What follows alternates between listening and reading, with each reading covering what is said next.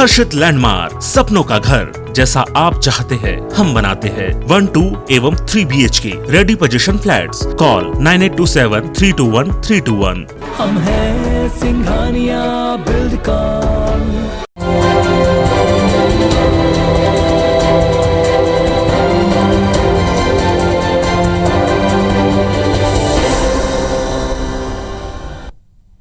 नमस्कार, मैं हूं शिरीष मिश्रा। छत्तीसगढ़ की बात में आप सभी का स्वागत है।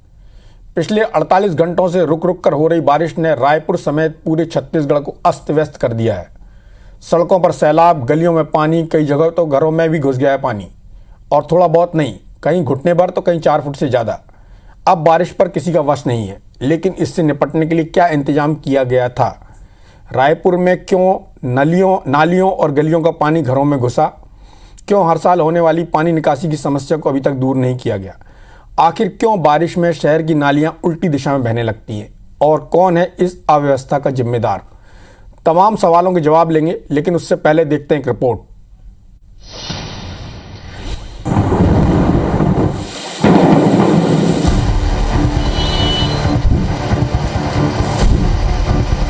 सड़कों पर सैलाब,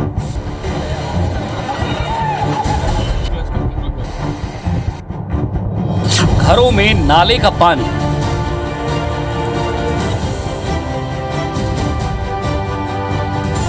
ओवरफ्लो होने लगा डैम, बाढ़ में फंसी जान।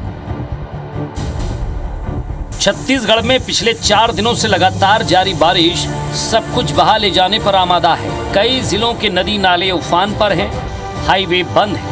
लेकिन पहले स्मार्ट सिटी की लिस्ट में शामिल और देश में रहने लायक सबसे बेहतर शहरों में शामिल रायपुर की हालत देखिए। राजधानी के कई इलाकों में जलभराव के हालात बने। सड़कों पर 3 से 4 फीट तक पानी भर गया। कटोरा तालाब, शंकर नगर, सदर बाजार से लेकर रायपुर के निचले इलाके मोवा और सड्डू में भी हालात बेहद खराब रहे। कहीं कहीं तो घरों में पानी घुसने से लोग परेशान रहे, तो दूसरी ओर जल भराव के बीच सड़कों पर घंटों लंबा जाम लग गया। आफत की बारिश को लेकर सियासत भी शुरू हो गई।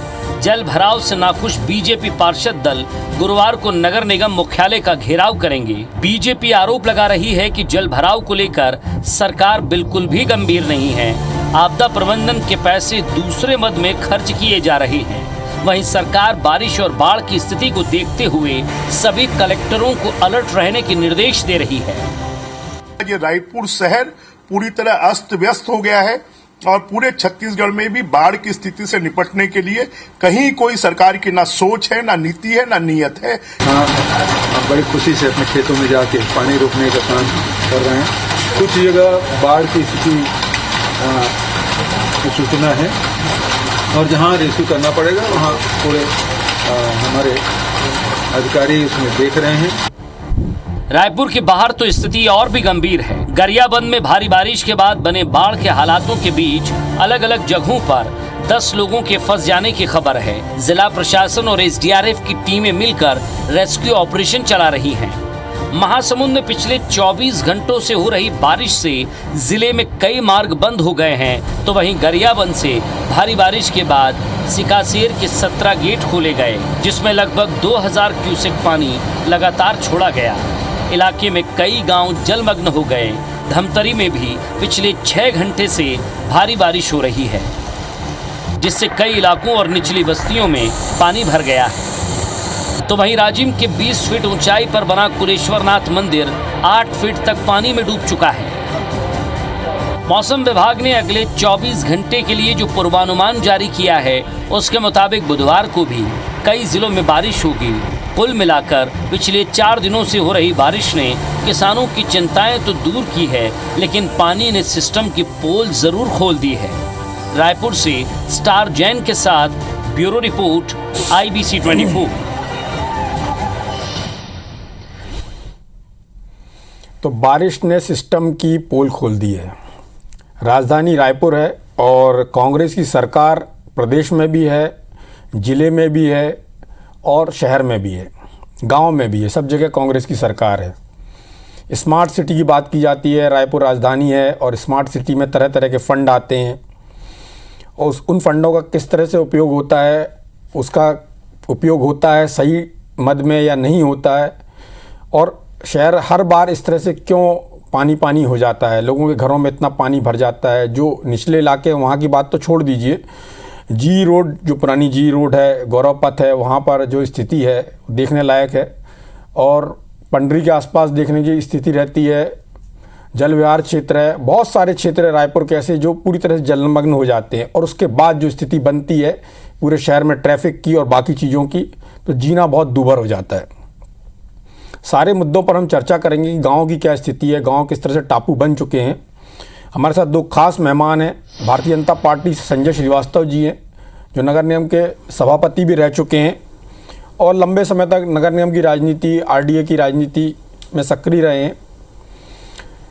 प्रमोद दुबे जी हैं कांग्रेस से जो वर्तमान में सभापति हैं, पूर्व मेयर हैं, करीब 20 साल से ज़्यादा नगर निगम की राजनीति कर रहे हैं। क्योंकि दोनों लोगों को नगर निगम की राजनीति का बहुत अच्छा अनुभव है। हालांकि हमारी चर्चा का विषय सिर्फ रायपुर नहीं है, पूरा प्रदेश है। सबसे पहले प्रमोद दुबे जी आपसे बात कर ली जाए, आप मेयर भी रहे हैं और अभी सभापति हैं, तो उसके पहले आप पार्षद भी रहे हैं। लगातार कांग्रेस की सरकार रही है, किरणमयी नायक मेयर रहीं, फिर आप मेयर रहे, उसके बाद अभी एजाज ढेबर मेयर हैं। क्यों शहर में अभी तक ड्रेनेज प्रॉपर नहीं हो पाया है? क्यों बार बार पानी की स्थिति ऐसी बन जाती है कि शहर में लोगों को चलना मुश्किल हो जाता है? पहले तो चलिए मान सकते थे कि भारतीय जनता पार्टी की सरकार थी, आपको सहयोग नहीं मिलता था, अभी तो आपकी ही सरकार है, फिर ऐसी स्थिति क्यों है?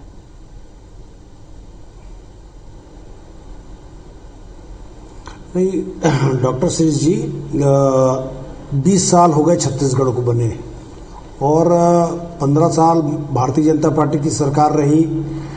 स्थानीय सरकार निश्चित रूप से राज्य सरकार के मातहत काम करती है और उनकी जिम्मेदारी होती है कि दोनों मिलकर के प्रस्ताव बना करके एक कार्य योजना बनाकर काम करें और उसके तहत जितनी कार्य योजना बनाई जाती थी उसमें जो धनराशि की आवश्यकता पड़ती थी उतनी धनराशि के लगभग 25% ही प्राप्त हो पाते थे। 75% जो राशि थी वो प्राप्त नहीं हो पाती थी।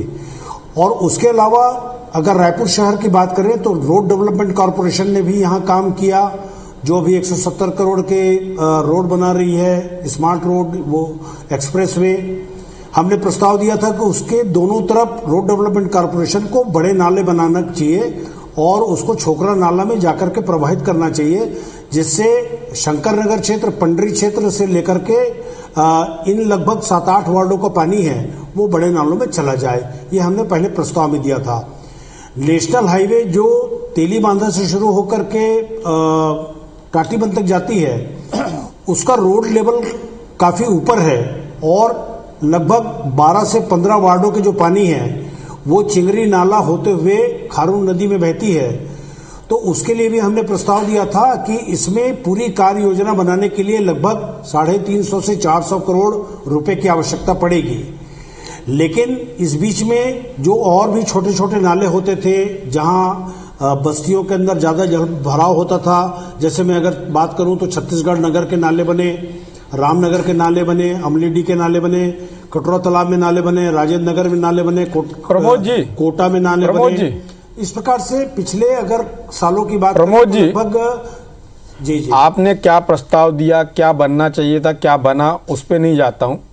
शहर की स्थिति ऐसी क्यों बनी ये बता दीजिए। नहीं, शहर की स्थिति इसलिए ऐसी बनी कि लगभग अगर हमको 350 करोड़ की आवश्यकता है और राज्य सरकार अगर मान लो 50 करोड़ देती है तो कोई भी योजना पूरा ना हो, इसमें तो दिक्कतों का सामना करना पड़ेगा। और रही बात इसकी, तो मुझे ऐसा लगता है कि जिस प्रकार से 15 सालों में नई राजधानी में जिस प्रकार से ध्यान दिया गया, अगर कहीं उसका आधा भी ध्यान अगर कहीं रायपुर शहर में राजधानी होने के नाते अगर कर ली गई होती तो आज ये समस्या उतनी भयावह नहीं होती जितनी भयावह की हम बात कर रहे हैं। लेकिन इन सब के बावजूद श्री जी, रायपुर शहर ऐसा शहर है जहां लगभग आधे 1 घंटे और 1.5 घंटे के अंदर पानी निकल जाता है। कुछ कुछ एरिया को मैं जरूर स्वीकार करता हूं कि कुछ एरिया जरूर प्रभावशाली प्रभावग्रस्त रहते हैं, लेकिन नगर निगम की टीम ने इस पूरे बीच में, चाहे फायर ब्रिगेड की टीम हो हमारी, चाहे वो पंप लगा करके पानी निकालने की बात हो, लगातार हमारे अधिकारी कर्मचारी इस काम को करते रहे। उसके बावजूद प्रमोद जी 1.5 घंटे में तो जिसका जो नुकसान होना है वो हो जाता है, जिसके घर में पानी भर जाता है, उसके जो सामान खराब होने वो हो जाते हैं। ये कहने में बहुत अच्छा लगता है, जिसके साथ बीतती है वो जानता है। हाँ, निश्चित रूप से डॉक्टर साहब, मैं इस चीज को स्वीकार कर रहा हूं, लेकिन 15 साल के सरकार में मैं माननीय बृजमोहन अग्रवाल जी का बयान सुन रहा था। 30 साल से स्वयं वो शहर का नेतृत्व कर रहे हैं, तो क्या ये चीजें कहीं वो अगर ईमानदारी से कहीं प्रयास करते हम सबके साथ मिलकर। प्रमोद जी, ये बात आपने तब नहीं कही जब भारतीय जनता पार्टी की सरकार थी। उस समय आपके तत्कालीन मुख्यमंत्री डॉक्टर रमन सिंह, बृजमोहन अग्रवाल जी, सबसे आपके बहुत अच्छे संबंध थे। आपने कभी उस सरकार के बारे में कोई ऐसी बात उस दौरान नहीं की कि सहयोग नहीं मिल रहा है, सरकार सहयोग नहीं कर रही है, हमको इतने पैसे की जरूरत है, इतना पैसा नहीं मिल रहा है। मेरे पास प्रमाण है। चलिए, हमारे साथ संजय श्रीवास्तव जी भी बार कहा है साहब, हमारे प्रस्ताव है हमारे पास।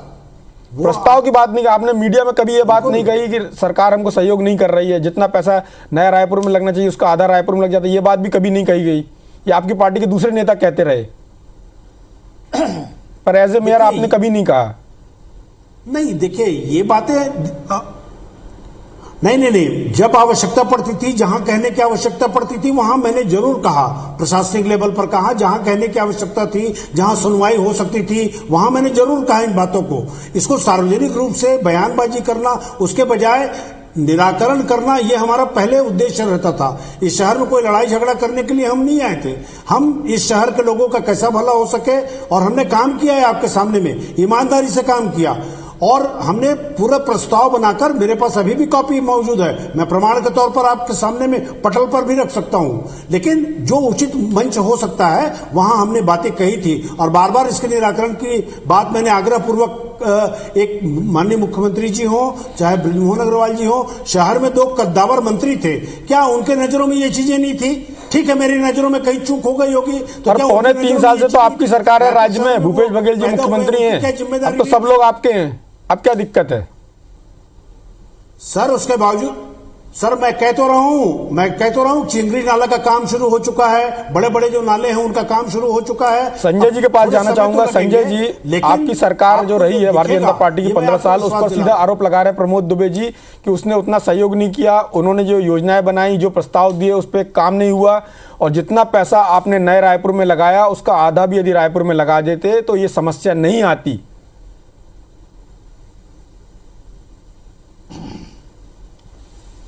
देखिए शीरीष जी, किसी भी पूर्ववर्ती सरकार पर, और विशेषकर नगरीय निकाय की जब बातचीत होती है, पूर्ववर्ती सरकार पर आरोप यदि कोई लगाया जाता है तो यह उनकी अक्षमता का परिचायक है। यदि प्रमोद दुबे जी कह रहे हैं, इसका मतलब ये स्वीकार कर रहे हैं कि उनके 12 वर्ष असफलता के रहे हैं। देखिए, सबसे पहली बात यह है कि यदि हमने कितना काम किया और उन्होंने कितना काम किया, यदि इस पर मैं चले जाऊंगा तो मेरे को लगता है कि डिबेट का जो मूल उद्देश्य है समाप्त हो जाएगा। कभी और बात करेंगे कि हमने कितना काम किया। लेकिन आज जो विशेष मुद्दे को आपने उठाया कि जल भराव की स्थिति, पिछले 25, 30, 35 वर्षों से चर्चा होती है, लेकिन वही की वही स्थिति फिर से बरसात में दिखती है। दरअसल यह है कि नगर निगम, नगर पालिका या नगर पंचायत जो नगरीय निकाय होते हैं, इन नगरीय निकायों के जो मूल कार्य हैं, इसको न तो संबंधित महापौर, न परिषद, और मुझे लगता है यहां तक कि जो प्रशासनिक अधिकारी वो भी समझने का प्रयास नहीं करते हैं। ये हवाई बड़े प्रोजेक्ट में चले जाते हैं। सबसे बड़ा कारण मैं बता रहा हूं आपको। दूसरा विषय यह है कि किसी भी योजना को अंजाम तक पहुंचाने के लिए 5 साल में यदि आप मेयर बने या मैं पार्षद बनता, आप पार्षद बने, तो हम सपना इतना बड़ा देखते हैं, 5 साल का काम बहुत छोटा होता है। लेकिन हमको मूलभूत जो आवश्यकता है कि मेरे क्षेत्र की क्या समस्या है, इस रायपुर शहर की क्या समस्या है, कुछ समस्याओं को चिन्हित करके काम करने की आवश्यकता है। सबसे पहले उसके लिए आवश्यकता है इच्छा शक्ति, फिर उसकी कार्य योजना बनाना, और उसके बाद है क्रियान्वयन करना। लेकिन दुर्भाग्य के साथ, मैं आरोप प्रत्यारोप पर नहीं जा रहा हूं, लेकिन ये हकीकत है कि 5, 10 और 2, 12 वर्ष यह स्थिति रही है कि कभी भी मैं नहीं आरोप पे जाता प्रमोद दुबे के कार्यकाल का। मैं 2.25 साल का 2 साल का ये कार्यकाल हो रहा है, 3 साल राज्य सरकार की है। मुझे राज्य सरकार से लेकर नगर निगम प्रशासन, दो चार अच्छे उदाहरण से रायपुर शहर के विकास के लिए, या रायपुर शहर की विकास के लिए भी नहीं बात करता, रायपुर शहर की जो पुरानी समस्या उसके निराकरण के लिए मुझे बता दे कि कोई एक आध बाईपास बना दे बढ़िया से, ताकि ट्रैफिक संतुलन हो जाए। कहीं कोई पानी के भराव की स्थिति हम बात करते हैं, कहीं बड़ा नाला निकल जाए, जिससे यहां इस एक क्षेत्र विशेष का आप पूरे रायपुर शहर का एक साथ निराकरण नहीं कर सकते। दुर्भाग्य है आप यदि जिन्होंने कहा कि 350 करोड़ लगे, 200 करोड़ लगे, आप एक कार्ययोजना बनाकर एक क्षेत्र विशेष का, जिस नाले के चारों तरफ यदि हम बात करें तो 2, 4, 8, 10 वार्ड उससे जुड़ते हैं, वहां की समस्या का निराकरण करें। आप क्या करते हैं, पार्ट पार्ट में संतुष्टता करने के लिए, ये पार्षद है उसको संतुष्ट कर रहा है, 10 लाख रुपए इसको दे दो, वो पार्षद है उसको 20 लाख रुपए दे दो, वो जाकर आगे की समस्या आगे चली जाती है। लेकिन फाइनल डिस्पोजल जिसको कहते हैं कि बड़ा नाला जो जाता है, फाइनल डिस्पोजल उस क्षेत्र का नाला जुड़ते हुए 1 वार्ड से 2 वार्ड 4 वार्ड होते हुए फाइनल डिस्पोजल वहां पर हो पा रहा है। उस बीच में नाले के कहीं कोई अवैध कब्जे, उस अवैध कब्जे को हटाने की ताकत, यहां तो अवैध कब्जा कराया जाता है कांग्रेस के शासन में, और यदि कहीं कब्जा हटता तो खड़े हो जाया जाता है। तो मुझे लगता है यह एक बड़ा प्रश्न है, पुराने शहर के अंदर में होता है, मैं मानता हूं। तो यह कहीं ना कहीं आपको करना पड़ेगा इच्छा शक्ति। आप केवल वोट की राजनीति, वोट बैंक की राजनीति करेंगे तो ये जीवन में संभव नहीं है। कई परिषद निकल जाएंगी, आएंगी जाएंगी, लेकिन यह काम नहीं होगा। बार बार नया रायपुर, बार बार रमन सिंह की सरकार, नया रायपुर की कल्पना तो आप कर ही नहीं सकते, कांग्रेस सरकार या कांग्रेस के लोग कभी कर ही नहीं सकते। संजय जी, एक सवाल इससे हटके एक सवाल है, राजधानी ऐसा होना चाहिए। अभी ठीक है, आप आरोप प्रत्यारोप, एक सवाल है शीरज जी, 1 सेकंड, यही 2, 5, 10 साल, यदि एक सेकंड सर, यदि कोई कांग्रेस का नेता या कांग्रेस के लोग आते हैं ना, तो आप भी दिखाने जाते हैं नया रायपुर का, आइए हमारे छत्तीसगढ़ की राजधानी नया रायपुर को देखिए हमने कितना डेवलप किया। इसलिए भगवान की कृपा से एक अच्छा काम हुआ है, एक अच्छी बसाहट आने वाले समय के अंदर में होनी है, उस पर हम प्रश्न चिन्ह नहीं खड़ा करें।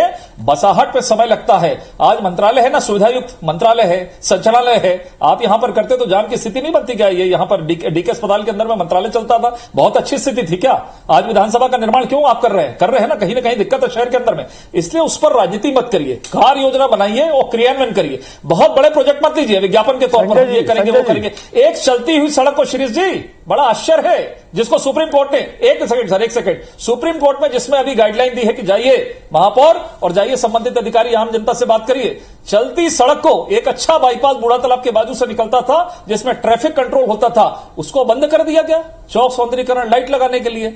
ये स्थिति सरकार की है और ऊपर से समर्थन मिलता है सरकार का। तो मुझे लगता है वैसे भी का कोई डेवलपमेंट करने का इरादा तो है नहीं सरकार का शहर के अंदर में। शहर की स्थितियां क्या है वो आप जानते हैं जी। संजय जी, प्रमोद जी, दोनों से एक सवाल होगा कि स्मार्ट सिटी लिमिटेड जो है उसकी क्या उपयोगिता है शहर को ठीक करने में? उसमें इतना सारा फंड है, इतना पैसा उसमें आता है, पर शहर की जो मेन समस्या है वो हमेशा बनी रहती है और हर साल परेशानी होती है।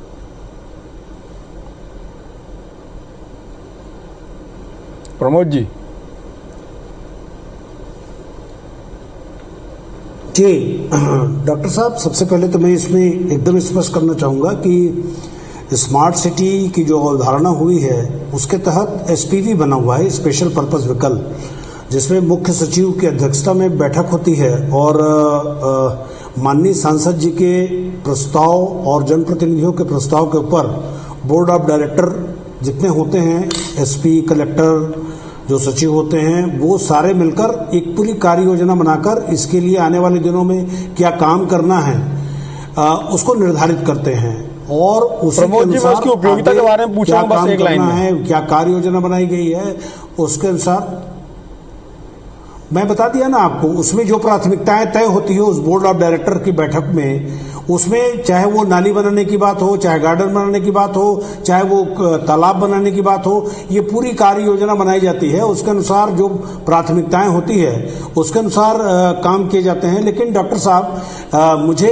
इस बात की भी तकलीफ है कि शहर में 2 कद्दावर मंत्री लगातार नेतृत्व किए हैं। ठीक है, हमसे कोई कमी रही होगी, हमसे कोई चूक रही होगी, क्या ये सारी जो नालियां बह रही हैं वो खाली इनके कारण बह रही है? जो नालियां नहीं बह रही है उसका दोषी चाहे मैं रहूं, चाहे वो किरणमयी नायक जी रहे, ये कहाँ की बात होती है? अगर आपको शहर से प्यार है तो जितनी जिम्मेदारी मेरी है, मेरे से दुगने बड़े पद में आप बैठे हैं, तो क्या आपका काम केवल मलाई खाना है? सारी चीजों को केवल आप नगर निगम के भरोसे में छोड़ देंगे? फिर आपका क्या अस्तित्व है? फिर आप शहर के जनप्रतिनिधि कहलाने के हकदार कैसे रहे?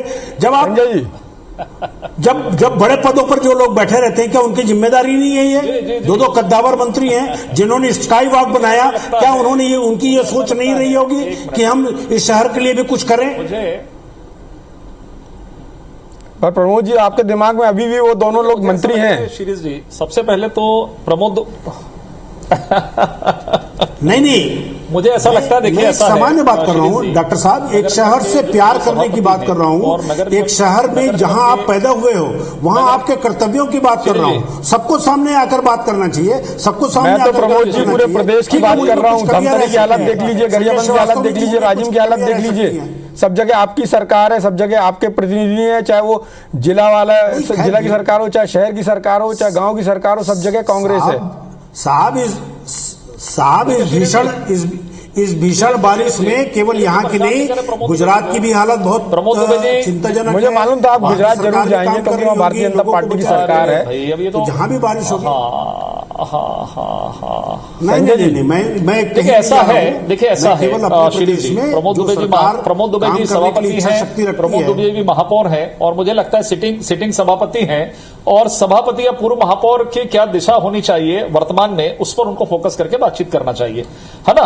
देखिए, जो आपने स्मार्ट सिटी की परिकल्पना की, इस देश के प्रधानमंत्री माननीय नरेंद्र मोदी जी ने कुछ शहरों को चिन्हित करके उसको स्मार्ट सिटी के आधार पर, अर्थात कुछ पैरामीटर्स हैं क्षेत्र विशेष के अंदर में, उस शहर के अंदर में, जो एक नगर निगम के माध्यम से, जहां से मैंने अपनी बातों को प्रारंभ किया था कि मूलभूत आवश्यकता है, अर्थात एक व्यक्ति या एक नागरिकों की जो आवश्यकता होती है, समय बहुत कम है, शहर के अंदर में संक्षिप्त आपूर्ति होनी चाहिए, पानी